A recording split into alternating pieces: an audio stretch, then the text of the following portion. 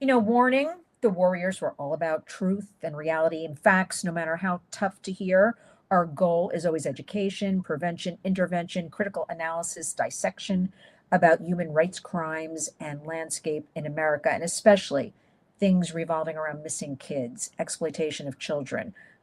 You are in for a treat today. Jennifer Coffindaffer joins us. And let me tell you a little bit about Jen, a little bit because her bio is so extensive, but we'll have everything in the body of the video. Jen is a retired FBI agent who specialized in gangs, narcotics, and organized crime.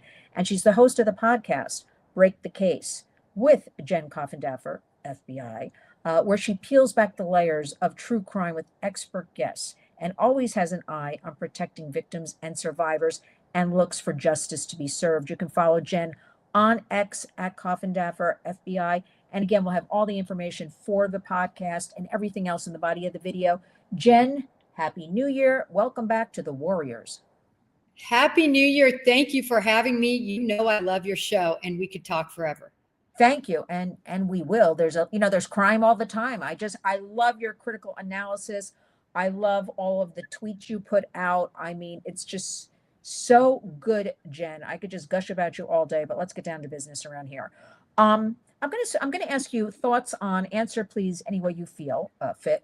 What do you think about all this going on right now? Being, a member of the FBI, whether you're ex or current, I'm just going to say always a member, maybe in my mind, with all of the migrant roundups, raids, whatever you want to call them, thoughts? Lynn, I couldn't be more happy to see what's happening. And this is why.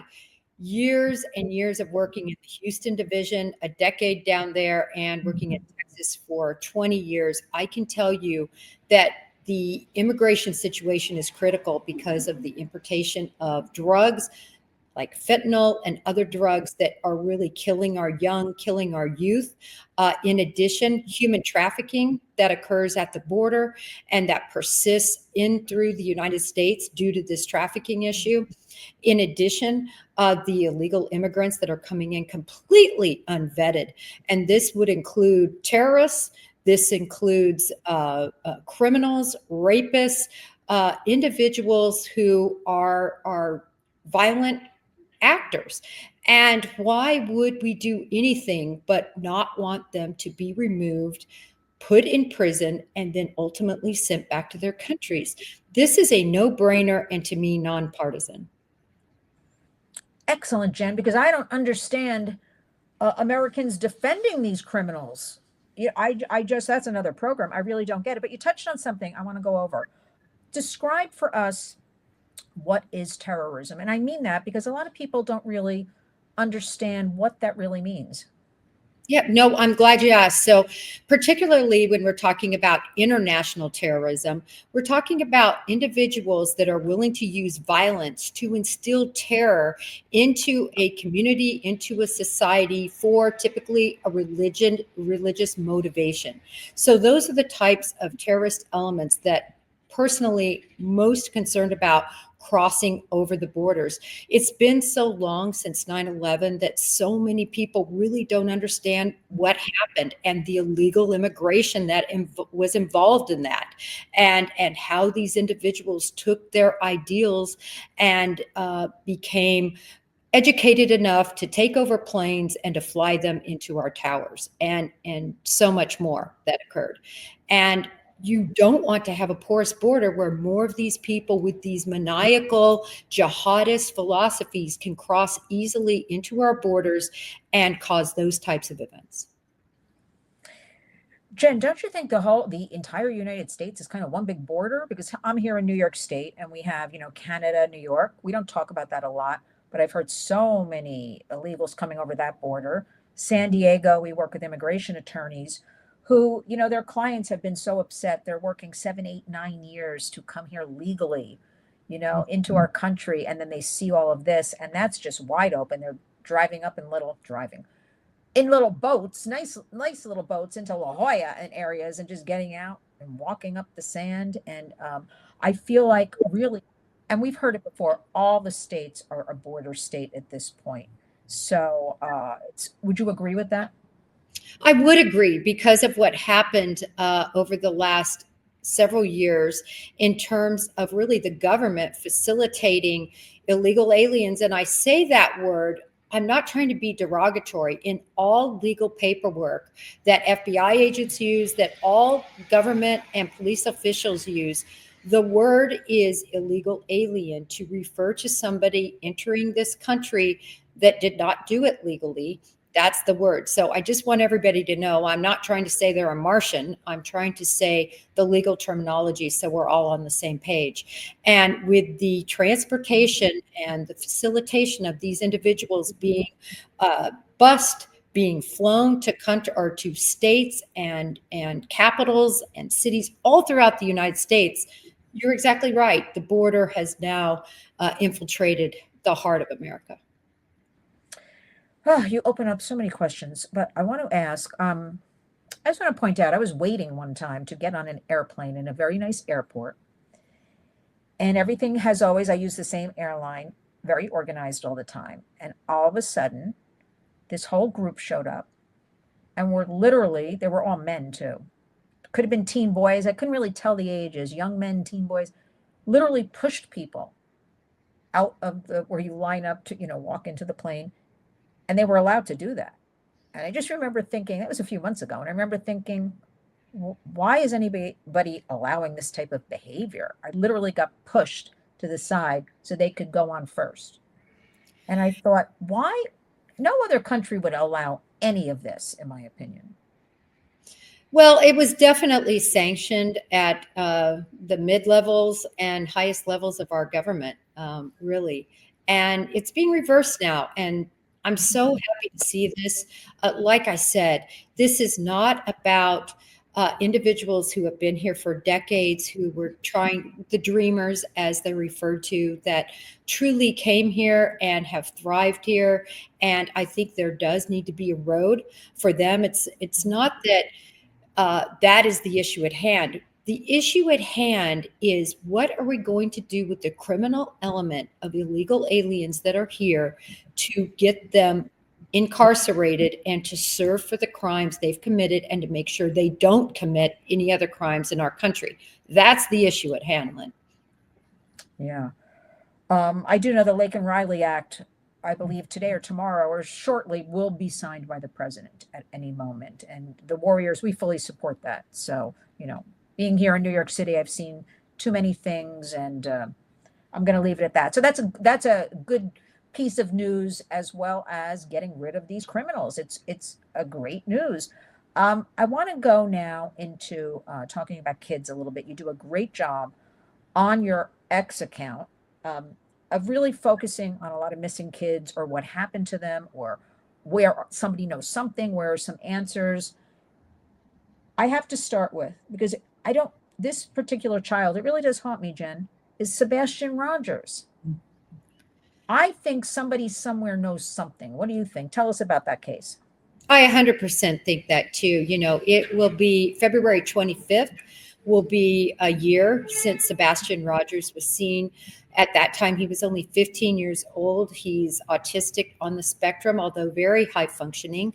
The information is that he literally walked out of his home somewhere between midnight and 6 in the morning, shoeless, in freezing cold temperatures in Tennessee, with only a flashlight, and has never been seen since.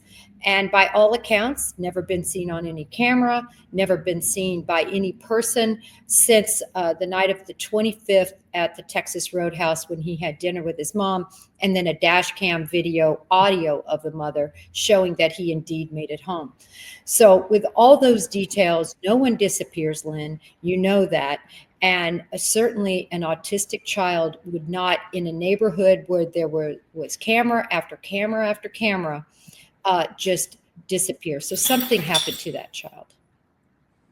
Do you want to go any further? Do you think something happened in the home, or you just want to leave it? Or, it's just so shocking to me. Kids are, we have approximately 2,300 kids a day in America. I mean, some are runaways, some are sex and labor trafficked. Some kids just disappear. Jen, that's like so shocking to me, that this amount of kids, whether they're a runaway or they're just disappeared. It's amazing. This case reminds me a little bit of the Michael Vaughn case from a couple of years ago up in Fruitland. In that particular case, again, the child just walked away and disappeared. And now, of course, it's believed that a neighbor that just lived a few houses down abducted the child, killed the child, Michael Vaughn, and buried them in their backyard.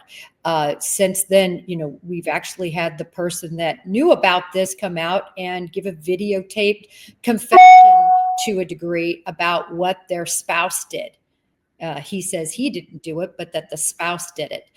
So nevertheless, unfortunately, that home was searched, the house was dug up, and they never found the remains. Likely, I believe, because over this long time frame, they were, of course, moved. That's what I believe, since the time the spouse knew about it. But it reminds me of that. To my point, that I just don't think that child made it out of that neighborhood without something happening to him prior to being out of the neighborhood, or after he left the neighborhood, something terrible happening to him. Jen, what I love about a lot of your tweets, X's, whatever we're calling them these days, is you do like follow up.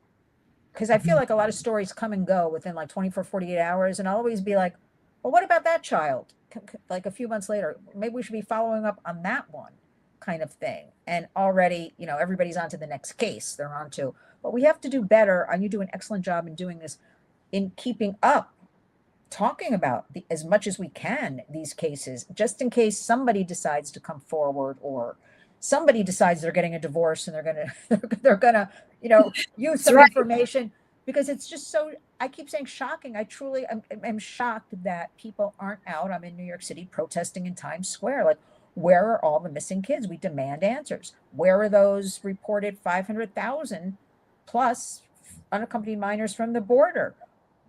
Seriously, where are they? Well, they're somewhere here. And that's in addition to all our kids that are missing. So just millions. So it just seems like, wow. But you do a good job in keeping up on things. I want to ask you about two cases that you've really have done good analysis on. And I have to ask you about this Brian Kohberger. I can't keep up with it. Now, what's happening with him, with all of this? So Brian Kohberger, we're at a very interesting time for people who love legalese and who love to be in the courtroom, and at a very boring time for people who are just saying, can we please just get to trial?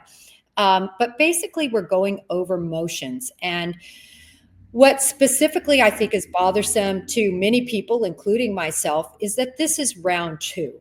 Every motion we are hearing now, which particularly they're fighting over whether the DNA is going to be allowed. You may recall Brian Kohberger has been charged with killing 4 college students in Idaho, and his DNA was found on a knife sheath of a K-bar knife that was below Maddie Mogan, one of the victims. And they're basically fighting about whether that DNA is going to be allowed in. The reason is they're saying it was genetic genealogy that was used to find Brian Kohberger. And that's all true. They had DNA, but it didn't match to anybody in CODIS, which is the national database for DNA. In other words, nobody that had been arrested. And so they used the 23andMe and to find him. I shouldn't say it was 23andMe. It could have been one of the others, but where people want to find out what their nationality is. And in this case, they were able to link that DNA to Brian Kohberger's father, knowing that it was going to be a relative of Brian Kohberger's father. They then went to a trash can. They found Brian Kohberger's DNA, and it was a match up to the octillion degree, which is more people than obviously are even in this world. So that is what they're discussing. They've already discussed this, though, before, Lynn, because what happened was this all went through all these machinations under a judge called John Judge. Literally, he was Judge. And he then decided to have venue changed to make sure they could get a fair trial, and moved it out of Moscow, Idaho, where the crime took place, and moved it to Boise. Well, when he did that, he also retired. So now we have a brand new judge, Judge Hippler, in Boise, Idaho. And this judge is good. He is not putting up with any shenanigans, but he has to hear everything all over again. So literally every point that was argued before, Lynn, they're arguing it again. And that DNA is the number one point of contention right now. And I always thought, Jen, I remember saying to this, it could have been to you, it could have been a year ago. They demolished that house where Oh, all of the, and I remember, and I'm not a lawyer or like in law enforcement, but I remember thinking, well, they said it was an eyesore reminder for other students in the neighborhood and other people, but I thought it was a crime scene, the house, but they knocked it down. yeah, I'll never, that is one thing I will never understand. And again, the prosecution and defense both agreed that they were fine with that. But will always say, like in the Murdaugh case and many, many other cases, if you can go and visit that crime scene, jurors love to do that. They want to understand, because there's no way, for instance, if you go to buy a house and you look on the house video tour, it sure does look different when you get there. The ceilings are lower. You can hear echoing. What could he have heard or seen looking around a hallway? Remember, some of the best evidence in this case is the next door neighbor's ring cam and what was heard on that. You want to be able to see, gosh, outside, can I hear the people clumping around inside? There's so much to glean from that house. And how can you really see the blood and other things that might have trickled, a piece of hair, a piece of sweat that might have trickled between the boards? Did they really get everything? Look at what happened in the LISC, the Long Island serial killer case. Human. They searched that house. They had backhoes and everything else out there searching. And guess what? They missed a ton of stuff because he had it all hidden.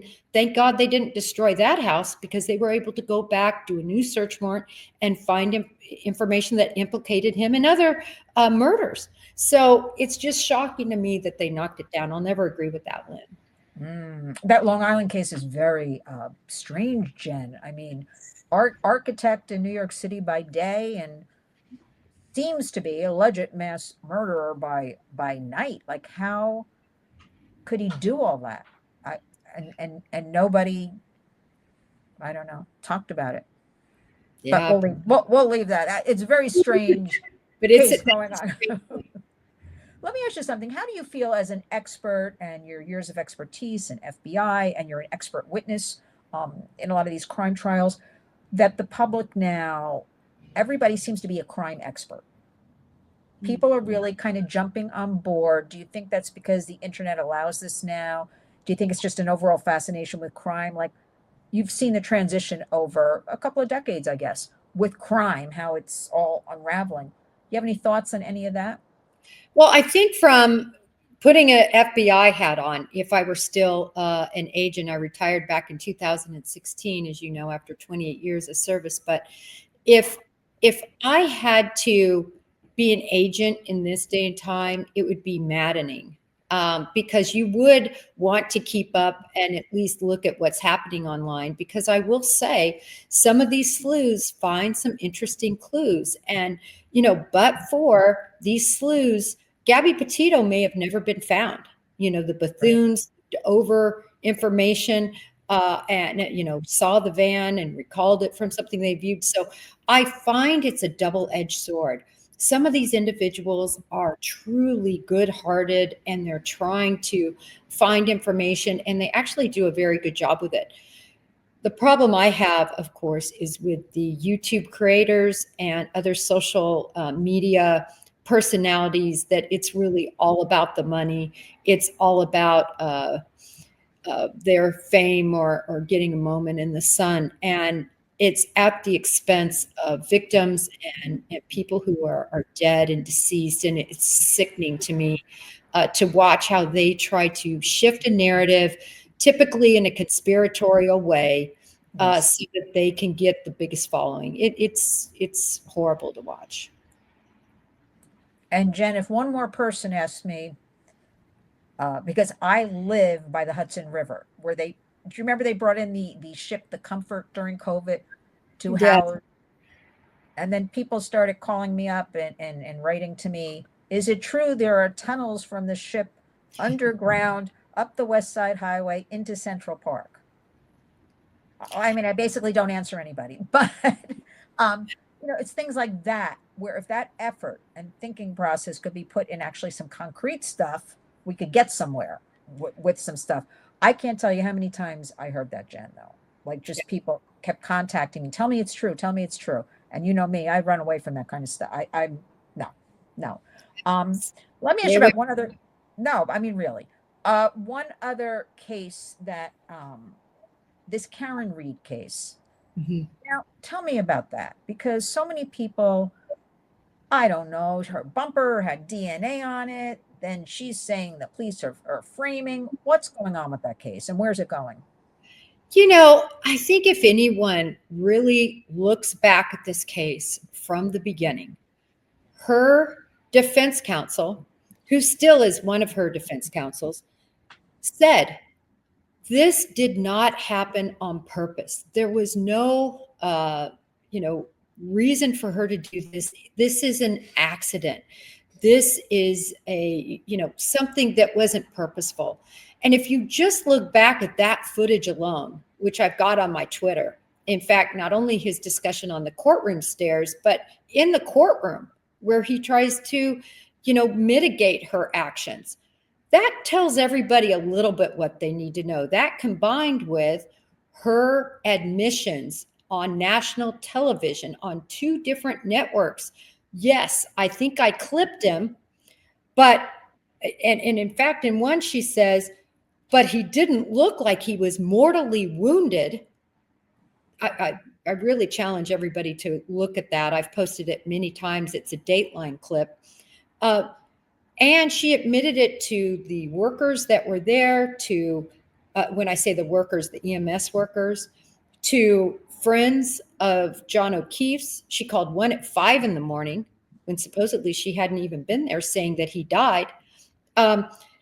She self-admits to all of this. How this ever got spun into a third-party culprit defense is mind-boggling to anyone who has followed this case. Forensically, Lynn, we have his DNA on the taillight. We have, I'm going to call them microscopic because you can't really see them clearly without a microscope, pieces of the taillight embedded in his shirt from the thrust of the crash. You have the information from the vehicle, the SUV she drove, showing it going into reverse at a high rate of speed. We have taillight fragments all over the yard that, everybody is trying to say was planted. You would have to have 12 individuals that were at that house that night, all in on this conspiracy to frame Karen Reed, plus about 7 agencies and all these individual lab experts and police personnel to believe she was framed. How this has happened is mind-boggling to me, to be honest. Not only that, what a waste of resources that we could be using for, I don't know, finding the missing kids. I'm back to that, Jen. Okay. But seriously, because that's the number one thing I hear from law enforcement or agencies, organizations, like we don't have the resources. We don't have the man or woman power to keep up with that. But wow, all of these cases we're talking about seems, except for Sebastian Rogers, what a waste of a lot of resources here. Anything right now that you're focusing on, a case that we should know about? Any other cases that are looking interesting? Well, it's interesting because you named what I would say are my top 3 cases that every week and sometimes more than once a week I follow up on, and certainly on my show, Break the Case, that I also speak on all 3 of those cases quite a lot. Yes. But as far as new cases, there is a case that I've really been trying to promote that is actually an old case, but speaks to an old problem that remains a problem. And this is a young girl. Her name was Kim Moreau. Now, she disappeared back in 1985. So people might say, well, Jennifer, come on, it's 1985. What are we ever going to do? but there's strong information, and there's only one person that remains that is likely responsible for her death and that would know where the remains are. In fact, there was a plea deal that was supposed to be worked out, Lynn, where they were going to give up her remains if they would retract some drug charges. But anyway, that didn't end up going through. And the reason I'm focused on this case a little bit right now is because of all the times that young girls, 15, 16, 17, are reported missing, and law enforcement treats them like they're just missing on their own. Yes. And they're runaways, and we don't care. And, I bleed blue, but I will never agree with the way that oftentimes law enforcement ignores these young girls because they're in danger when they leave that house. And when they're not back in 48 hours, it's a huge red flag that something horrible could happen. So I'm trying to highlight this old case to highlight a current problem.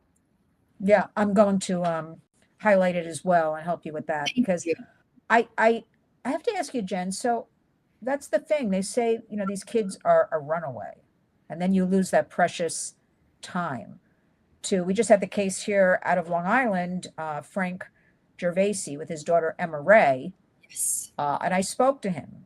I was connected through a mutual friend, and he just said he wasn't waiting for anything. They would not help.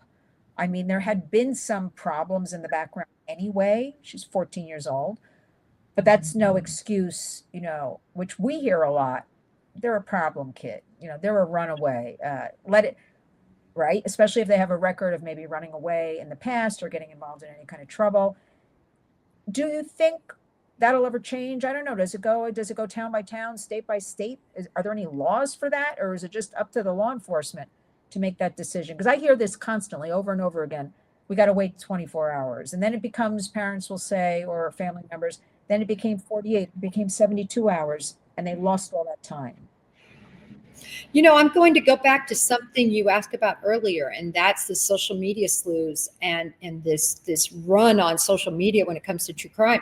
And I'll say in this regard, I think it's very helpful. This is what could change how law enforcement responds to these young women who go missing, because the citizenry has had it with that, with the kind of marginalization of these young girls. And I'm so glad to see that because they need to take note right away. And I'm very familiar with Gervasi. I actually spoke to him, and he was going to go on the show, but then he called me and he said, "Oh my gosh, I found my daughter." I said, "Well, let me know how." He says she's on a boat. And I said, "Oh, wow." And then, that was the end of it. That was actually in a text. And then, of course, we saw everything that happened, which thankfully he found her. And Lord knows all the horrible circumstances. I know she was in counseling last. I had interfaced with him. But again, as you said, somebody else who's just, law enforcement says, "Oh, we'll look for her when we can." And, unfortunately, it does take the parents truly stepping up, hiring private investigators if your child goes missing. Yeah, that's what I hear. If you hire private investigators, you're so much more likely to get a lead or get your child back. But we know, Jen, most people really can't hire like private investigators to do any of that. So that's where I have a problem with, how do we help them? What would be some of, as we finish up, what would be some of your, what should we call them? Safety tips or crime tips that you want the warriors, you want the public to know or focus on, or should they encounter something or think they do, like what should they do? Give us some information about that. Because people are always like, well, what should I do? Or nobody will listen to me, or give us your expertise on this with the public.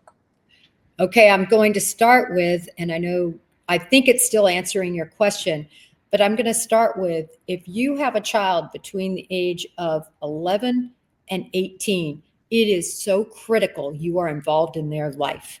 That you are, I don't want to call it a helicopter mom, because this is much different than that. That you are monitoring their social media, that you are monitoring their movements. I had little trackers to put on their cars. because the cell phone isn't necessarily where the person is, and the car necessarily isn't, but it'll at least get you. And it's not, I had great kids, but you know what? It's just a time in their life where they Yeah. need to know you are there. So I'll say that, number one. Secondarily is starting to notice anomalies. In other words, where your child is acting very normal and what you would expect, and then all of a sudden they're doing things like not turning in their homework. They're Yes. not where they're supposed to be. They're missing practices now. Things like that. Those are huge red flags that something is happening. And like I said, even though your kids say they don't want you involved, deep down, they really do. They want to know you care and you love them. So I think that just starting there would significantly reduce the amount of instances we have like this. And then once you get the notification, I mean, once they didn't show up, it's at that immediate time. Don't wait till the morning. In other words, they were supposed to be home at 10 and it's 11, and then now you fall asleep. No, no, no. At 10 o'clock, you go out, get in your car, and you track them down. Also, know all of the numbers of their friends. Every place they go, everything they do, you really have to be like a little detective for about 6 years of your kid's life if you're concerned about, keeping them safe through getting into college. And beyond, Jen, I'll tell you. it's a different world. They may not be under our roof, but no, because it's, you know what, and it's not, we are never trying to scare people. No, We're telling the reality. We're telling the facts. It's a different kind of world. We've got the internet, right? It's just a whole new thing, and we just need to step up. And I'm so glad you gave that information because we work with focus groups, and the kids really, even if they're a teen that's out of control, eventually, when we wear them down, they want attention. You know, they're acting like that because they're looking for the attention. I know it's easy to say if you have a mom that's working all day and trying to pay bills and then comes home to chaos, but like we have to focus on they're acting out for a reason. And basically, I don't know how to do this, Jen, but I don't how we can all step up to help other people. It's kind of a tough one, almost impossible to look out for our neighbors, but I don't know. I just know we have to do something better with kids, because we don't blame parents. We're not judging or anything. There's just so much going on, and they're so busy trying to survive and just pay bills. Because we work with a lot of families, and a lot of single moms, single dads. You have any thoughts? Because I'm always trying to find sort of an answer to that one. There's parental autonomy, so you can't just go and start taking care of somebody else's child. But I guess you can be eyes and ears, or you pointed out, use the internet, share pictures of missing children. Like everybody can do something. We must. So well, any tips? Because I'm really always searching for something. Lynn, I'm glad you said that because I certainly would never want to blame the parents, when a child does go missing. But it is about, I think, networking. Do you remember that saying, it takes a village to Yes, raise of a child? course. And It's that's true. It's true. gotten away from a little bit, right? I had a village, that's for sure, where we all looked out for each other. And when one had to work later, because we were two parents that were working, we helped out others when we could. They helped out us. It was definitely a village that helped look out for each other, whether it came to transportation or, hey, can they come over right after school? Or my gosh, I have to work late. Can you do the pickup? And it really does take networking and a Yes. village. And unfortunately, we've gotten away from that, I think, because of social media in a sense, right? Everybody's on their phone and doing this, but you're not talking to your neighbors. You're not talking to the parents of the children that go to school with your kids because everything is so much on. So I think it really means interacting and getting that good group of other parents to help with your village, to help with these situations and to keep an eye out, like you said. Yeah, I think it's imperative today. And I just want to leave this one fact. I was interviewing, she's a survivor of sex trafficking as a child into her teenage years until she became too old at 14 to be in demand. And Jen, she was telling me, and she wrote a book about it. She was the straight A student. She was home every night. So she was one of three girls. Her parents, she was the middle one, never had to worry about her. She went to school every day. Little did they know on weekends when they thought she was going to her best friend's house, she said about a block away, her mom would say, sure, just, go to Becky's house. And that's where she was sex trafficked. But because she was a straight A student, slept in her own bed during the week, was, ideal child. Like, she said her mother and father never called Becky's parents to check up. She was actually there. I just throw that tip out because I never really thought of that when somebody is, you don't check on your children when they go to a sleepover. So I would just throw in, check on your children if they say they're going to a sleepover, even if they're a straight A student or a great kid, because I'm hearing a lot of those stories, especially lately coming up, just kids you think are fine and they're doing what they're supposed to do and they're good in the home and they're good at school and they're actually being sex trafficked unbeknownst to mothers and fathers and family members. I don't know if you're hearing anything about that. Yeah, no, that definitely goes on. And I know what you're saying, Lynn, is sometimes when you do have that child that is so easy and one less thing to worry about, right? And you trust them. But unfortunately, these young girls are so vulnerable. Yes. They're so vulnerable with not understanding even what's happening to them, and they're preyed upon. And before you know it, really, after the first time it happens, then it becomes sort of easier for it to continue. And it's horrible and sickening, and it happens. And that's what I'm talking about, is actually knowing and interfacing with everyone your child interfaces with to at least reduce the possibility of something like that. Excellent. Final words before I let you go, because I could talk to you for 24/7, 365. Jen Coffindaffer, what do you have to say before I have to let you? I keep saying I'm going to let you go, and then I'm like, what do you have to say, Jen Coffindaffer? Because I so enjoy, you do such a good job, Jen. You really do. You really are a warrior. I mean, keeping kids like Sebastian Rogers at the forefront, following up with these different cases, giving us food for thought, right? So we can critically analyze or do more investigation on our own, or I'll look at your stuff and go, oh yeah, I forgot about that. Let me keep on that. Let me look at that a little more. Give us some final words. Just the only word I could say is for your listeners, and I know there are many, and I bet you have an amazing audience, but use their platforms too. It proliferates. So if you hear about a story, let's just say Sebastian Rogers, it doesn't take a second to once a week show his face, talk about his name, missing, Tennessee, Hendersonville, and you've done something that you have really proliferated somebody who might see and say, wow, I think I saw a kid that looked like that at the Walmart back at that time, Yes. or something. And that's literally what happens more often than you might think. So that's my only 2 cents, is to please everybody's voice, whether you have 5 followers or thousands of followers, your voice is important. Well, Jen, we have to speak more frequently because, crime never takes a holiday, and neither does Jen Coffindaffer. I'll have all the information in the body of the video.